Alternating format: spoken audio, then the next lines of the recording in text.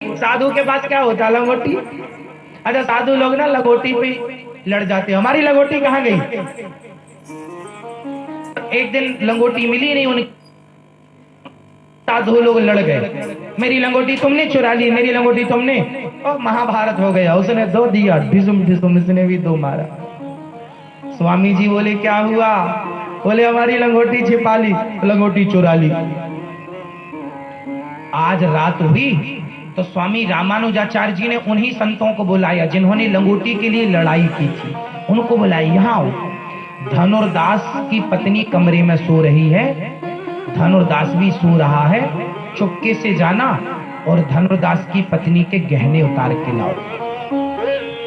रामानुजाचार्य जी ने उन लड़ने वाले साधुओं से कहा कि जाओ, धनुर्दास की पत्नी, मतलब वो पहलवान की पत्नी जो बड़ी सुंदर थी, वो बड़ी गहना जेवर, वो बड़े पैसे वाले थे, जाओ उतार के लाओ।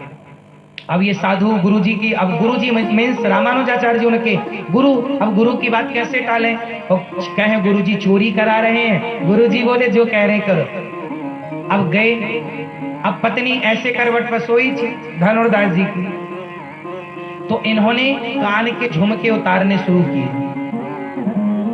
फिर जैसे तैसे इन्होंने गले का हार काटा, तो काट के खींचा। हाथ का बाजूबंद भी उतार लिया, यहां सोने का। अच्छा, धनुर्दास की पत्नी जाग रही थी पर उन्होंने आंखें नहीं खोली। उन्हें क्या लगा कि मेरा धन यदि भगवान की सेवा के काम आ जाए तो ये तो मेरा सौभाग्य है कि मेरा धन जा रहा है सेवा में। तो उन्होंने क्या किया? करवट बदल ली। करवट इसलिए बदली कि इस तरफ का भी उतार लो, पर इनको लगा जाग गई और भागे। अब जब भागे, सवेरा हुआ, रामानुजाचार्य स्वामी जी को इन्होंने सोना दिखाया, इतना चुरा पाए हैं, बाकी जाग गई। सवेरे एक सोने की थाल में सोना, चांदी, हीरे, मोती रखकर, सारे आभूषण रख के सोने की थाल में खुद पहुंच गई धनुर्दास की पत्नी। स्वामी जी के चरणों में थाल रख दिया। महाराज जी, कल शिष्य लोग आए थे, कुछ उतार पाए, कुछ बेचारे डर के भाग गए। यदि जरूरत है तो ये लीजिए, ये दासी आपकी सेवा में समर्पित है। तो इस सोने का क्या करेंगे?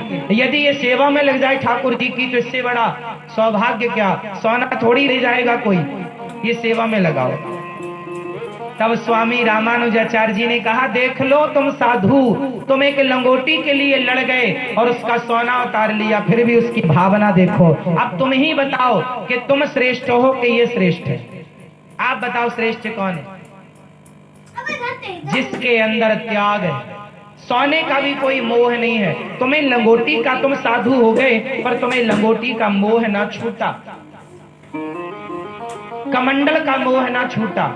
जरा जरा सी चीजों के लिए तुम लड़ते हो, 2-2 रुपए के लिए झगड़ा करते हो। जिसके जीवन में ऐसा श्रेष्ठ त्याग होता है, भगवान का भक्त वही हो सकता है, वही ठाकुर जी की सेवा करने का अधिकारी हो सकता है। धनुर्दास को ठाकुर जी की सेवा में रामानुजाचार्य जी ने कहा, ये पूरा धन तुम ले लो, हम तो केवल इनको सबक सिखाने के लिए ये कर रहे थे। सबक सिखाया, सबक सीख लिया लोगों ने।